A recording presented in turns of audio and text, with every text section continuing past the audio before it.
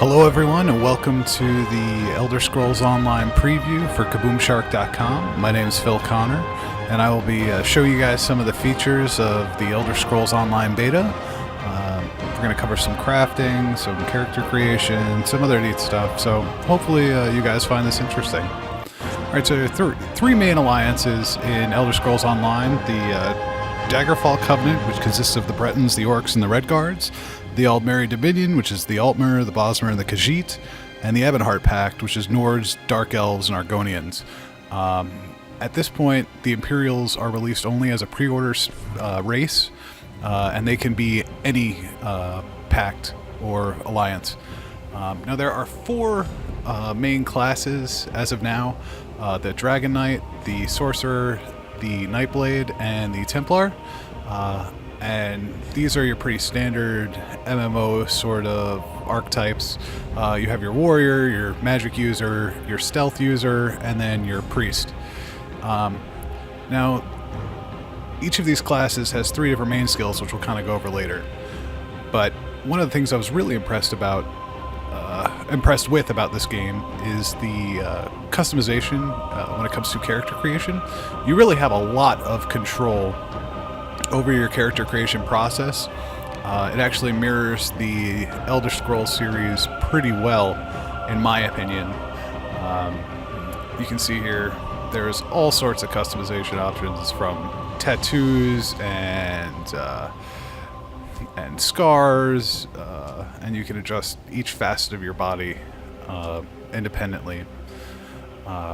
So you can see here we're making Lissa, who's going to be our female sorceress, and here's an example of some burn marks. Now, the customization options continue even into facial features. You can see here forehead, cheekbones, jaw, chin, neck, eye color, eye slope, eye size.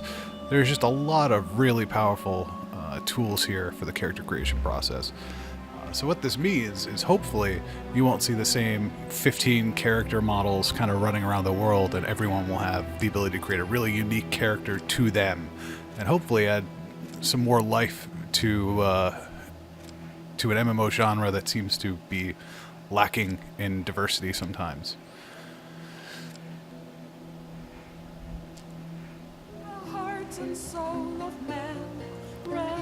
Now we're going to take a look at the kind of your inventory start screen.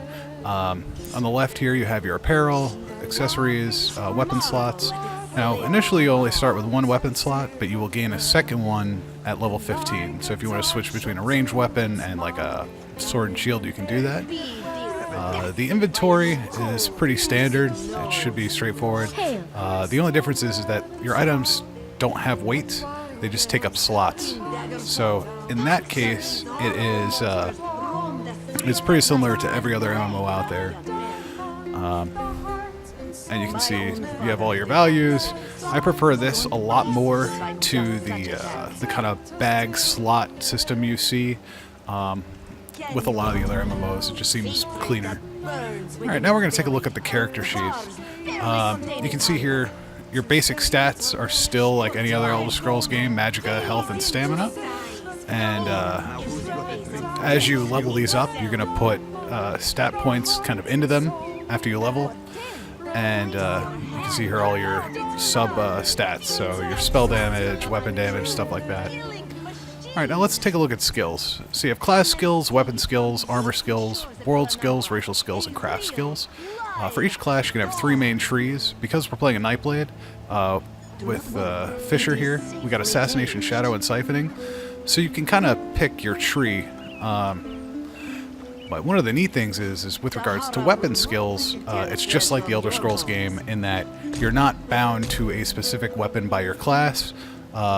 You can use whatever weapon you want. You will just advance skill in that weapon like you would in Skyrim, so just using it will level it up.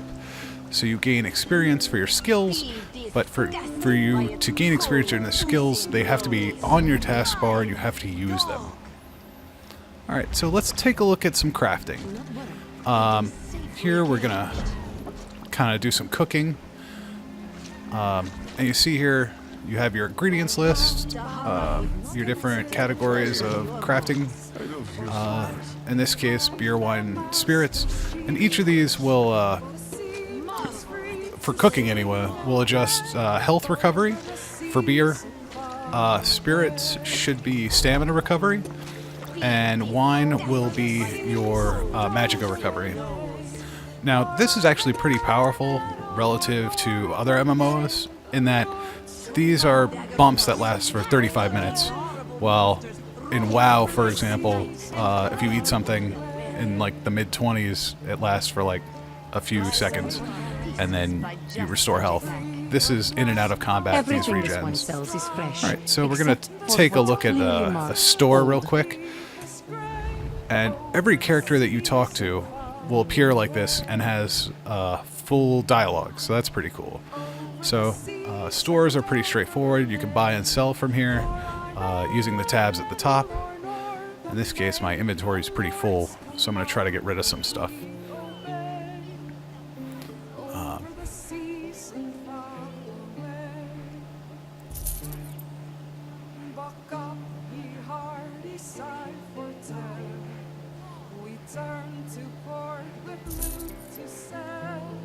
And note, you can also use the filters at the top of the sell screen, just like you can for the inventory. All right, so now we're going to look at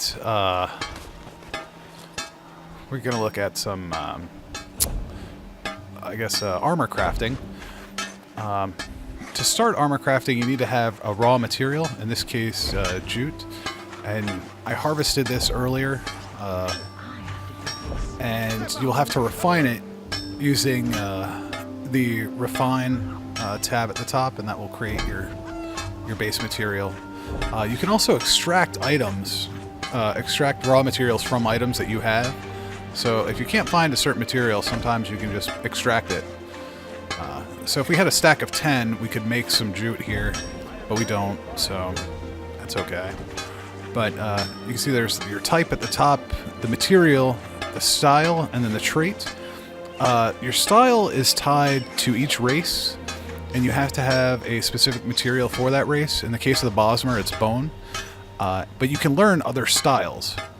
In terms of crafting different materials, in terms of like light armor, heavy armor, medium armor, you have access to all of that immediately. You can see here we're kind of looking at medium armor, shoulder pads. And as you build better and better armor, you will need better and better material.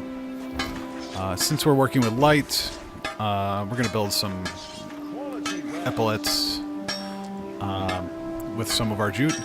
Now, another neat thing is you can increase the amount of material used to produce your item, and it will increase the level and the effectiveness of that armor.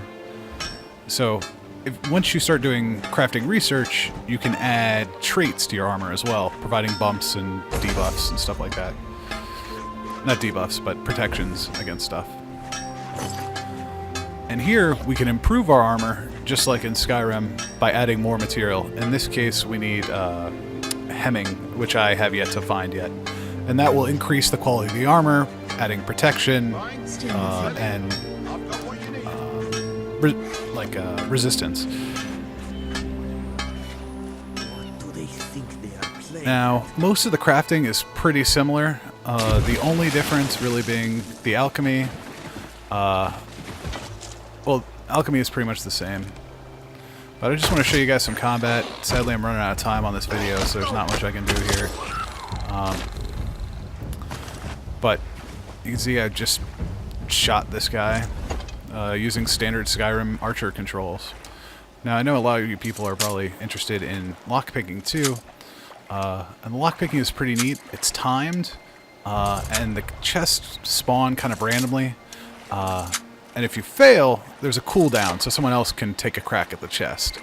But you always kind of want to keep an eye out for lockpick chests. And just like in the other Elder Scrolls games, you need lockpicks for opening chests.